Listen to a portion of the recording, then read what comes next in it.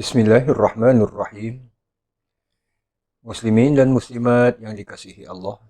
Assalamualaikum warahmatullahi wabarakatuh. Alhamdulillahi rabbil alamin. Wassalatu wassalamu ala asyrafil anbiya'i wal mursalin. Nabiyyina Muhammadin sallallahu alaihi wasallam wa ala alihi wa sahbihi ajma'in. Alhamdulillah, selamat kita bertemu kembali dalam siri di mana kita menghayati bersama sirah para sahabat radhiyallahu anhum ajma'in. InsyaAllah dalam siaran kali ini kita akan bersama-sama menghayati sejarah hidup seorang sahabat yang walaupun masa hidup beliau bersama Islam boleh dikatakan agak singkat, namun sudah jelas beliau merupakan salah seorang di antara mereka yang terjamin syurga Allah Subhanahu wa ta'ala. Kerana dasarnya beliau gugur syahid dalam mempertahankan agama Allah Subhanahu wa ta'ala. Sahabat yang dimaksudkan ini mungkin namanya agak janggal dan jarang kedengaran. Sahabat Abdullah bin Amr bin Haram radhiyallahu anhu, yang juga dikenali di kalangan para sahabat termasuk Rasulullah sallallahu alaihi wasallam sering memanggilnya dengan panggilan Abu Jarir. Ini dikarenakan beliau, Abdullah bin Amr bin Haram ini, mempunyai anak lelaki yang bernama Jarir. Jadi digelarkan ataupun dipanggil dengan panggilan yang lebih terkenal, Abu Jarir Abdullah bin Amr bin Haram. Muslimin dan muslimat yang dirahmati Allah. Riwayat hidup Abdullah bin Amr bin Haram ini dengan sejarah masuk Islamnya beliau sebagai benar-benar membuktikan bahawa hidayah adalah di tangan Allah Subhanahu wa ta'ala. Menyebabkan seseorang itu berubah dari kufur kepada iman, dari tak baik kepada baik. Ia adalah kerja Allah. Mengurniakan hidayah, menerbitkan rasa keinsafan, kesedaran, bahkan perubahan. Ia adalah di tangan Allah. Kita sebagai manusia hanyalah diperintahkan untuk berusaha. Berusaha daripada seseorang itu kafir, mengajaknya kepada Islam. Berusaha menasihati seseorang daripada tak baik, menjadi orang yang baik. Sebagai contoh. Jadi muslimin dan muslimat yang dirahmati Allah. Sesuai dengan firman Allah Subhanahu wa ta'ala di ayat 125 surah Al-An'am. Firman Allah, A'udzu billahi minasyaitonir rajim. فَمَنْ يُرِدِ اللَّهُ أَنْ يَهْدِيَهُ يَشْرَحْ صَدْرَهُ لِلْإِسْلَامِ.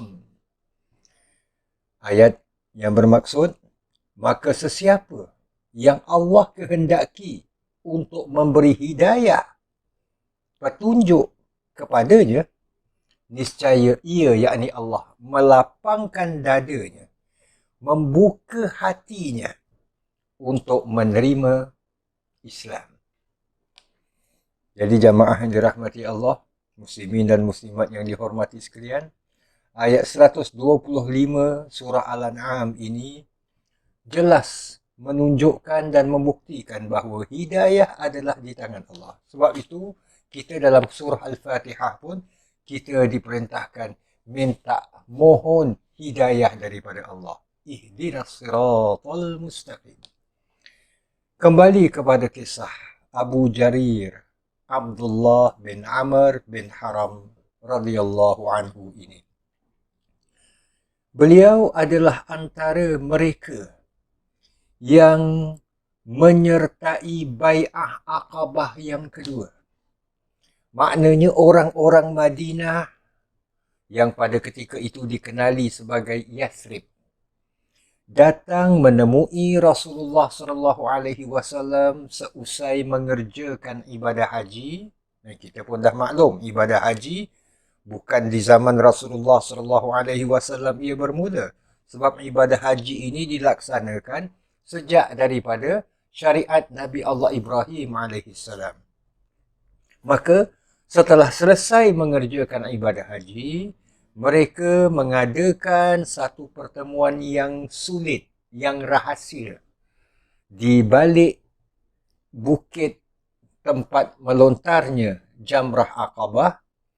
Maka mereka bertemu dengan Rasulullah sallallahu alaihi wasallam dan Rasulullah sallallahu alaihi wasallam membuat satu perjanjian dengan mereka yang mana mereka melahirkan persetujuan sumpah taat setia mereka di tempat tersebut. Itulah yang dikenali dengan Bai'ah Aqabah. Di Bai'ah Aqabah kali kedua, iaitu sebelum hijrahnya Rasulullah SAW, bahkan sebelum Nabi menugaskan sahabat Mus'ab bin Umair untuk berdakwah di Madinah. Orang-orang Madinah ini mengadakan pertemuan dengan Rasulullah SAW dan mereka menyatakan keislaman mereka. Termasuklah yang ikut serta dalam Bai'ah Aqabah yang kedua ini adalah Abdullah bin Amr bin Haram. Sejarah yang di mana sahabat ini kita sama-sama menghayatinya. Tetapi berbeza dengan sahabat-sahabat yang lain. Kawan-kawannya, rombongannya yang bertemu dengan Rasulullah sallallahu alaihi wasallam. Selesai bertemu dengan Rasulullah SAW, mereka masing-masing bersedia menerima Islam. Kecuali Abdullah bin Amr bin Haram ini. Ia masih lagi tebal keyakinannya. Masih kuat kepercayaannya kepada kesyirikan. Dia enggan menerima Islam pada ketika itu. Walaupun ia menyertai Bai'ah Aqabah kedua ini. Pulang ke Madinah, yang mana Rasulullah SAW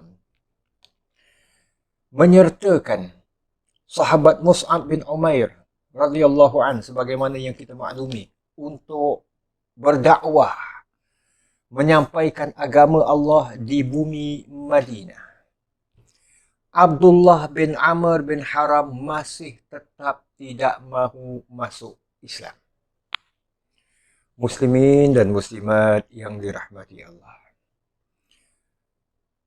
Kawan-kawannya, yaitu para sahabat yang bersama-sama dengan beliau, yang berbai'ah kepada Rasulullah sallallahu alaihi wasallam, yang erti kata yang lain yang telah pun masuk Islam, terus mengajak, terus menasihati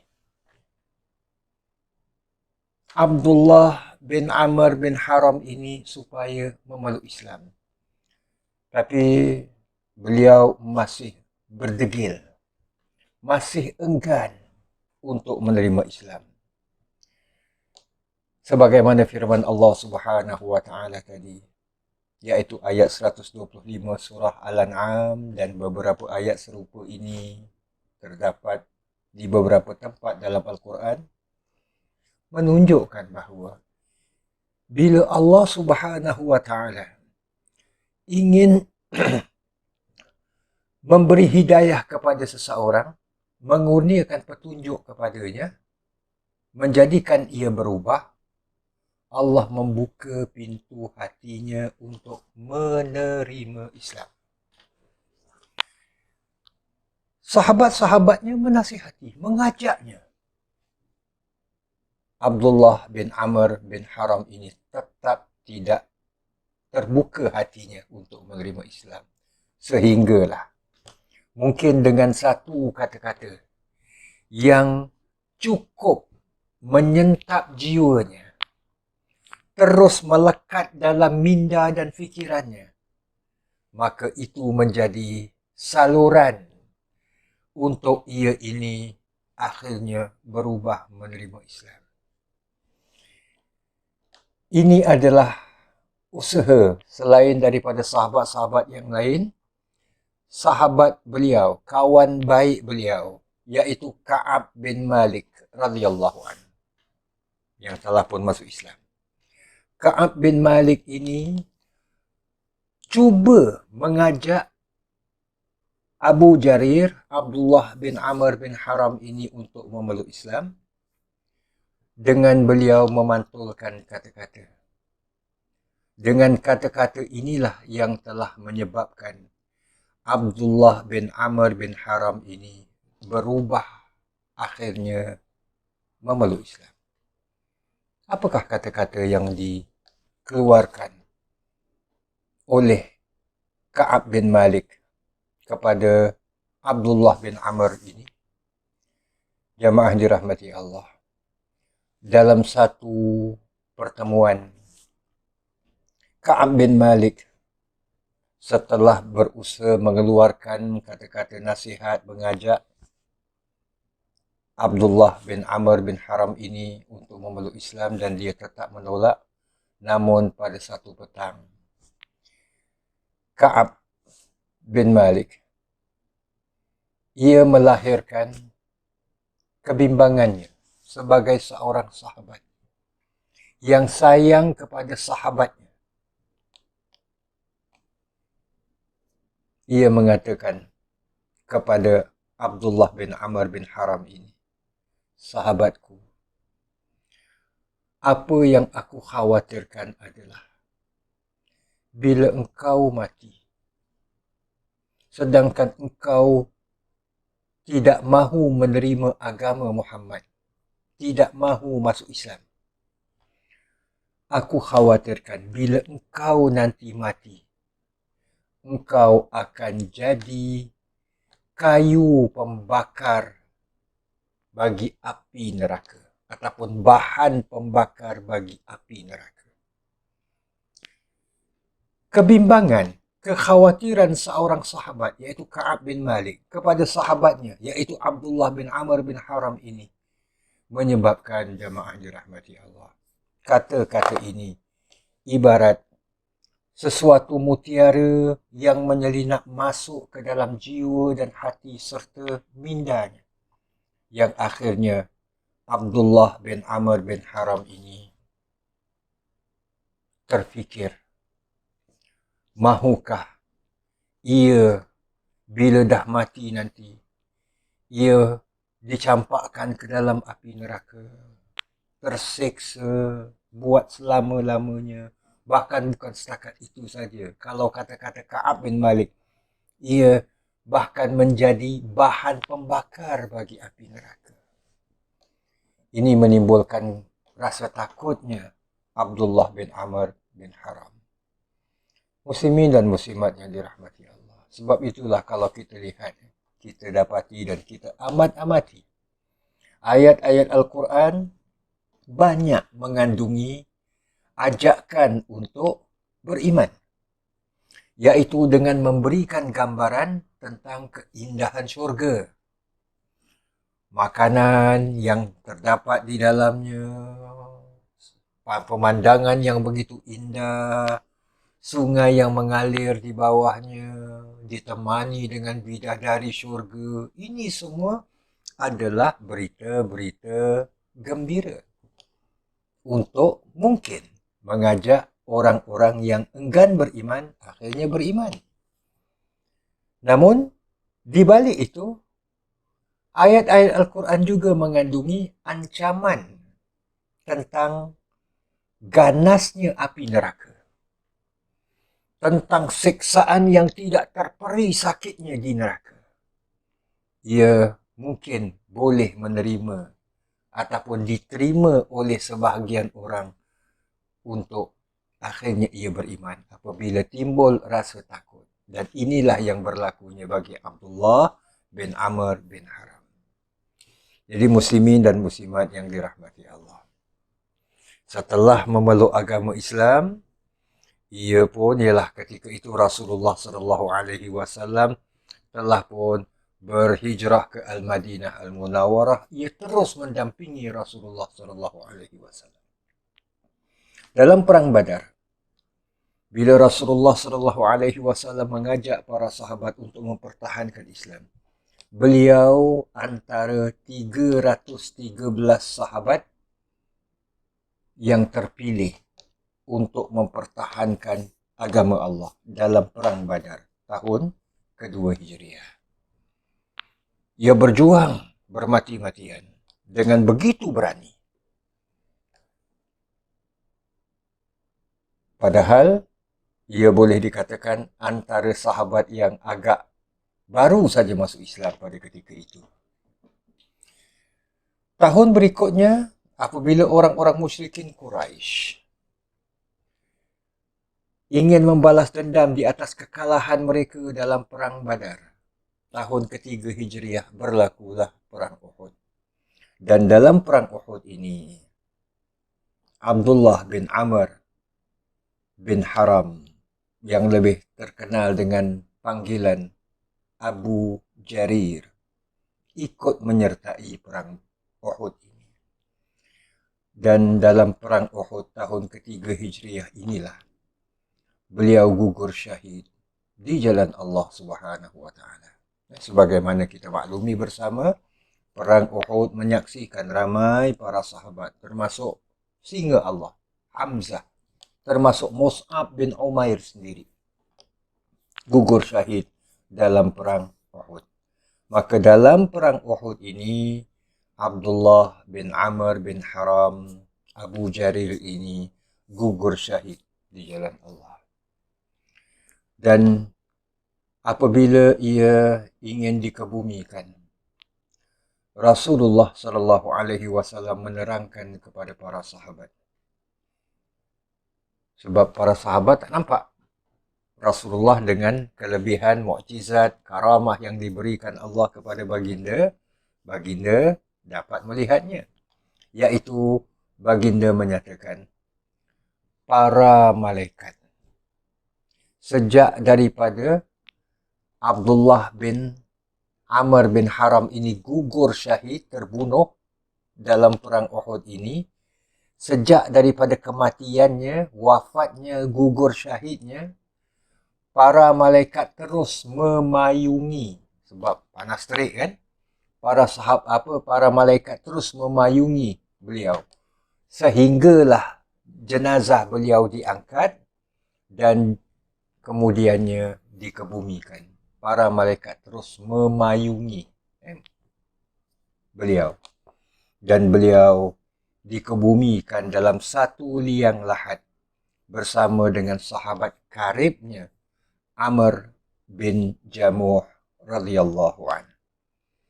Inilah muslimin dan muslimat yang dirahmati Allah. Seperti mana yang kita sebutkan di awal tadi, sejarah ringkas.